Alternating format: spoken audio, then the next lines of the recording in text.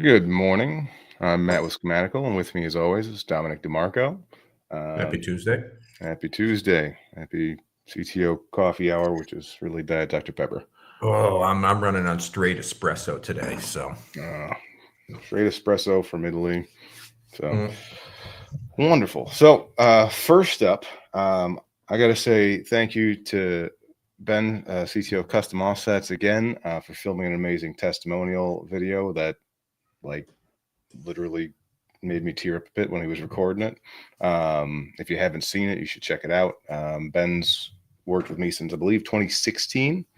And they started out pretty small, and now they have a warehouse 4 football fields long, which is quite fantastic. I've been there a couple times now. and it looks like a couple football fields tall as well. I mean, it's not, but just based upon the height of those racks in the video, it's pretty. The cubic feet is more impressive than even the square feet. It's massive. It's massive, and they've got these cool little automated doohickeys that'll zip around on the floor, and they're all guided by wire, so you're not like steering them and crashing. And they know the order, they know where you got to go. The guys, they have a human being that's clipped into them, and they raise it up a couple stories tall, big taller than my house, and then they go and pluck these things, these tires off the wall and everything. It's just fantastic the way they've done that automation and everything. Yeah, it blows my mind. So, and they're crushing it right now. So that was really so cool. it goes to somebody can do e-commerce that is not sourcing or doing anything on Amazon or Shopify. Yeah, I mean, yeah, they're 100% standalone. They've got their own infrastructure. They got their own distribution. They've got their own websites. They're not beholden to any of these platforms. That is correct. Yeah, they don't have any Amazon fulfillment, anything like that. They do all their own stuff. They do work with wholesalers around the country to speed up the process, but that's their own infrastructure. It's not like an Amazon shipment center or anything like that. Yeah, they really do a good job with the wholesalers and coordinating with them. So if you get like a small, tire wheel shop, they've got some pretty cool ways to interact with you. But yeah, hand built all their own infrastructure. I mean, it's a custom built search engine for wheels and tires and all that stuff. I mean, it is built on AWS, but again, Amazon orders aren't touched by Amazon or anything like that, as far as like the fulfillment. So, and they built it from scratch, from a garage, and into this massive thing. Literally. Yeah. So they found, they found a brilliant niche, and they solved the need for that niche and did it masterfully. And Ben's focus on like what really matters is incredible. I know some engineers that would stress over every some completely irrelevant engineering decisions, and Ben's like, no, we're just going to focus on, does it matter for the business? Is it going to make the customer happier? Is it going to get them to be set with a product they're happy about faster?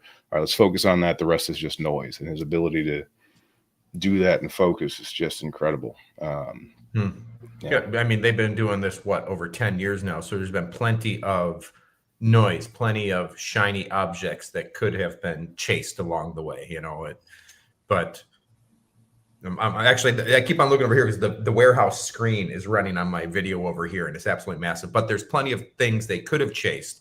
But even, you talk about the technology and the robots they're using in their fulfillment center. So it sounds like even the technology they applied was optimizing the experience to get things to the customer as quickly and efficiently and as cheaply as possible over time.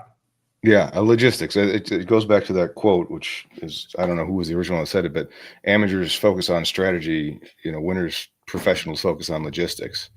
And I'm sure I butchered that quote, but you get the idea. They've invested a lot in logistics to make sure that they can please the customer faster. Like, anybody can whip up a website, but then there's all that goes behind it. And then scaling that website is definitely complicated. That's more within my wheelhouse, but like just the brilliance of getting the manufactured good, then getting it from point A to point B. Like they give me a whole tour of the manufacturing process. I don't know how much I'm allowed to talk about that, or I guess not the manufacturing process, but the distribution process. But they have it down to a science. I'm not going to give away any secrets here, but they have it. They really have that focused, and they can move, and they can do custom work too. They do, they build custom exhausts for one of their sub brands, and that's just like the way that system goes. It's such a well-oiled machine. So interesting. Having rigged a couple exhaust systems on cars during my youth, it'd be interesting to see what sort of robotics are building their exhaust systems, and that's just an assumption, because otherwise, yeah, how do you get all those bends just right? There is no complex robotics now. Yeah, that's interesting. Yeah, at least not to my knowledge. Again, I hope I'm not giving away too much, but it's a focus on the simple and what really matters there, you know. So either way, it's a pleasure working with them. I love working with them. They got a good team, got a great culture. I keep telling Ben he should write a book on how he created the culture specifically for the dev team. I mean, you guys got some of the marketing guys in there too, but I like the culture they've got and that little crew. It's like their lives, and they enjoy it. It's not like there's no problem with work-life balance. Like they really have a phenomenal culture. That's not some type of what's the word I'm looking for? Toxic hustle culture. It's well, and it also doesn't sound like it's just a corporate-y words culture, which is, you know, so many people will point to the quote that's painted on the wall and say that's our culture, and it's complete crap. Yes, you're correct. I don't see any of that stuff on there. What they have though, which is brilliant, is they sell, you know, fancy wheels, right? The furniture is made from fancy wheels. Like the walls, like the decor is actually like these fancy wheels. If you go in the main conference room, underneath the table, it's held up by these probably monster truck wheels without the tires attached to them. So they immerse themselves in this, and they hire enthusiasts, you know, people that if you go to the parking lot, you want to see some nice vehicles, okay, some souped up trucks, okay, the people that are working there are as excited about the product as the next person. I was messing with one of their guys and generated some AI vehicles, and I was like, figure out which one's AI, and they're the people who are sitting in the meeting like immediately called the AI one, because they're like, there's no way that this would go with that with this. Like they are so ingrained in it that they are the customer. Yeah, and if I would have showed you that, you couldn't have guessed which one was AI or not. It's not like it had an extra finger or something. It's a vehicle. And here you have a completely stock truck sitting in your garage. We're gonna have to do something about that. I know.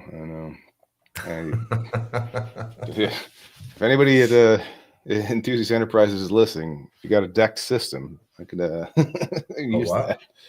So a decked system, it's for your truck bed. It like puts drawers in your truck, so you can still mount stuff on top of it, but it takes up like the bottom, just say foot of the bed, and you've got this drawer system you can pull out and stuff, and it's very secure. So not bad. So well, again, thank you to everybody at Enthusiast Enterprises or Custom Offset, and Ben for, you know, let me be part of the team. I honestly, it's an honor. So I'm gonna get misty eyed. So I'm gonna move on to the next topic here. Dare I say, the topic that we planned to discuss before this video came out yesterday, but we got another interest, and we got a nice segue over through Amazon. Yeah, I got a couple interesting things, but yeah, Amazon is suing Perplexity. So it's kind of the battle of the big tech, which isn't that uncommon these days. I think, what was it? Apple just won something over on Google too. I don't remember the details of that one, but I think they're going to get paid decently. But either way, this one relates to all the tool call MCP type stuff I was talking about. So Perplexity's got its own browser. Seems to be the trend. Everybody's slapping AI in a browser, just like ChatGPT.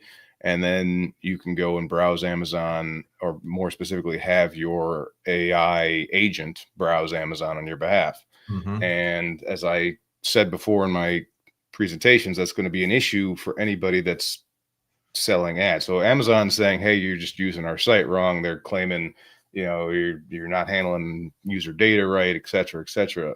But what I believe, and I think I'm not the only one, is that Amazon is afraid of losing the margins on their advertising business. Their advertising business, I think someone said it has like 50% revenue was one of the estimates I've seen recently.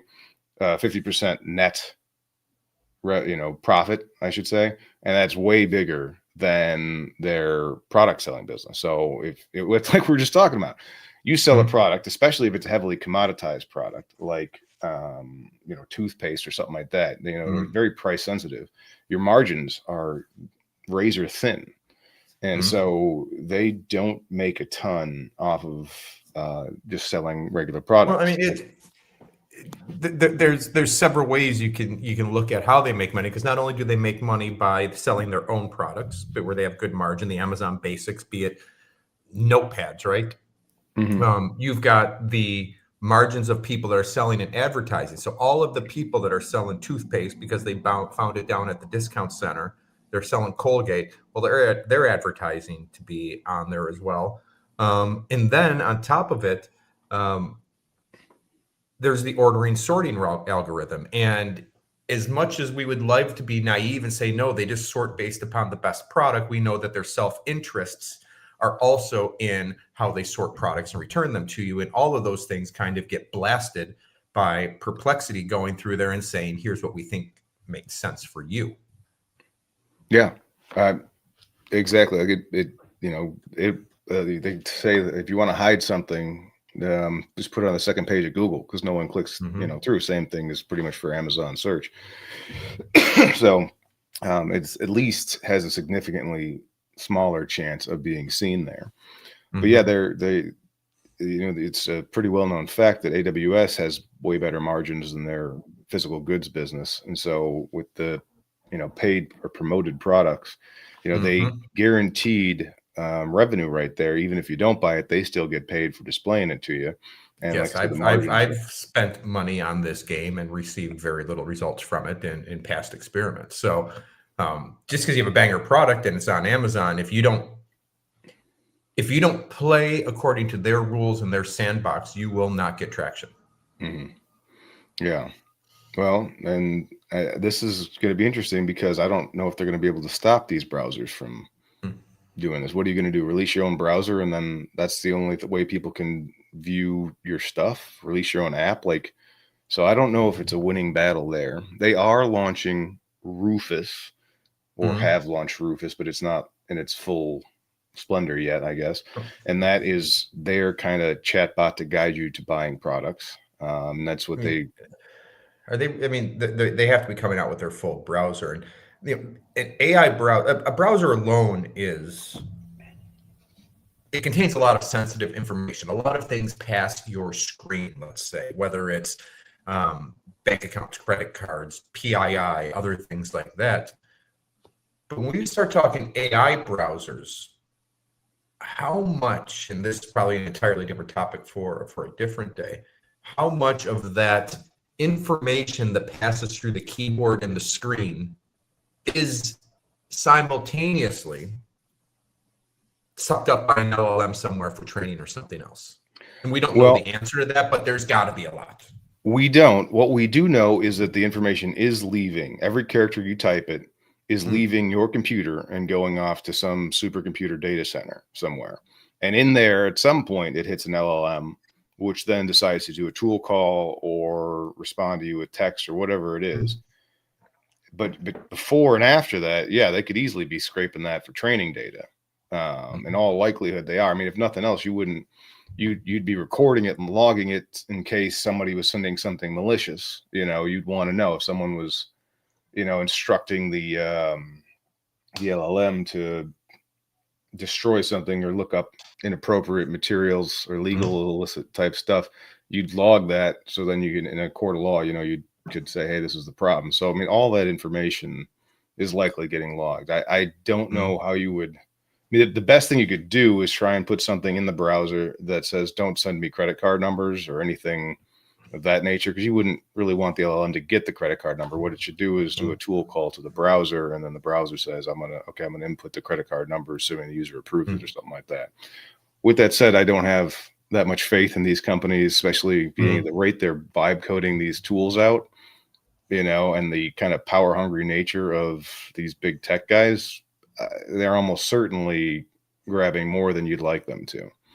So, and you're probably going to ask me, Matt, have you used one of these browsers? It's like, yes, but not putting a credit card number in it. Haven't logged into anything with it, but I've asked it to do things like scrape this, scrape that, and give me that. I'd So be it's pretty curious if you generic. could use, if well, I'm sure probably all of its communication is going through HTTPS, so you couldn't see it. But if you could decode what was going on behind the scenes using Wireshark or something, I'm curious if somebody's done that, or rather, has somebody published what they've done with that yet? Because somebody's probably done some forensics on the payloads coming and going from their machine through that browser.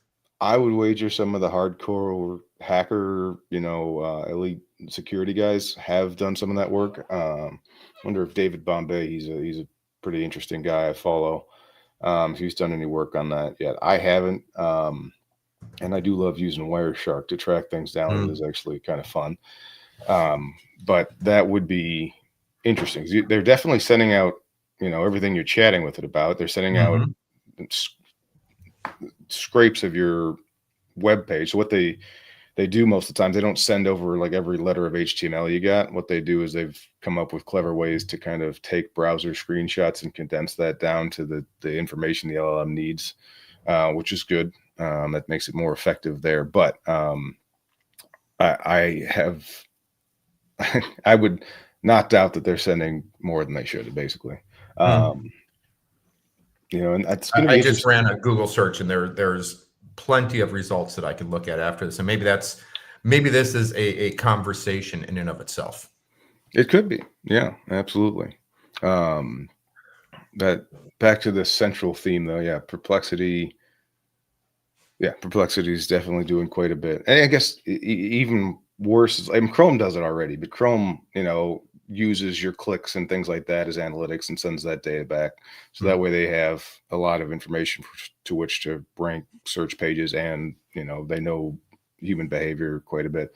So I wouldn't imagine Perplexity or anybody else is above that. Well, and it's built on the same Chromium tool set as Chrome is as well. So they're remarkably similar in their infrastructure. They're just deviously different insofar as what they're doing right now. Yeah, so is Brave. So is like everything right now. I can't everything but Microsoft. No, Microsoft Chrome is Edge is based on Chromium. They ditched Internet Explorer engine for Edge, and I believe Edge is based on Chromium. The only one that I know of off the top of my head is Firefox. Firefox got its own underlying engine, but even Brave, I believe, is Chromium under the hood.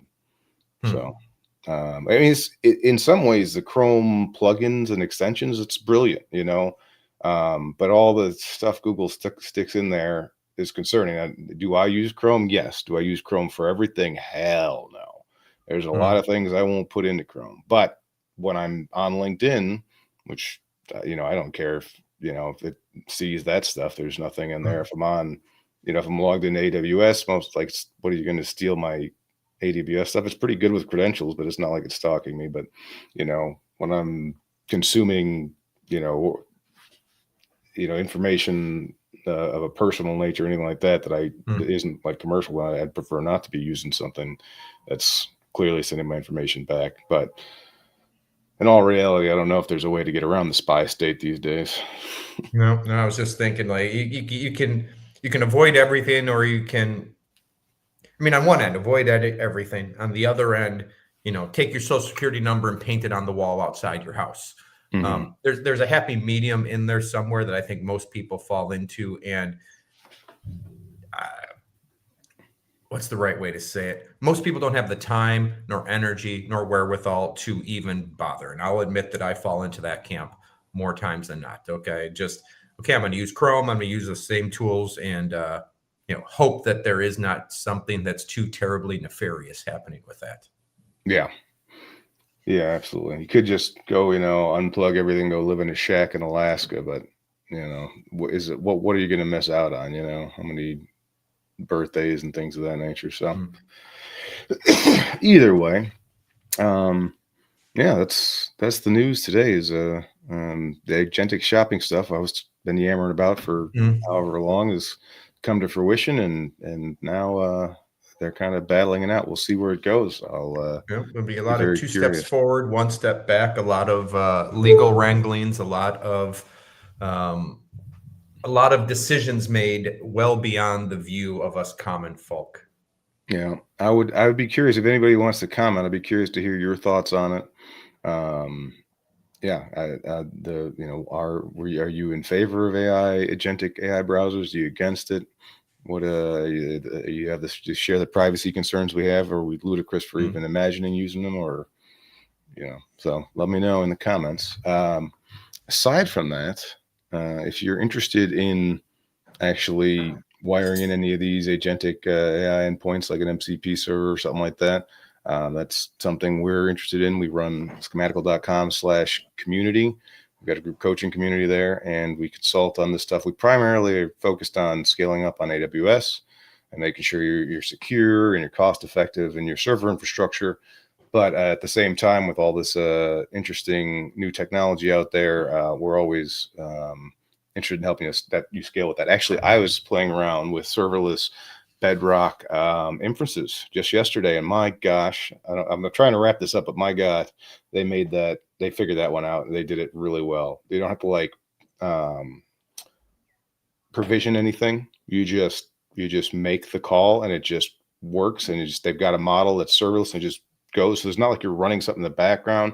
They just charge you per inference, per request. So I had an LLM making tool calls 20 minutes.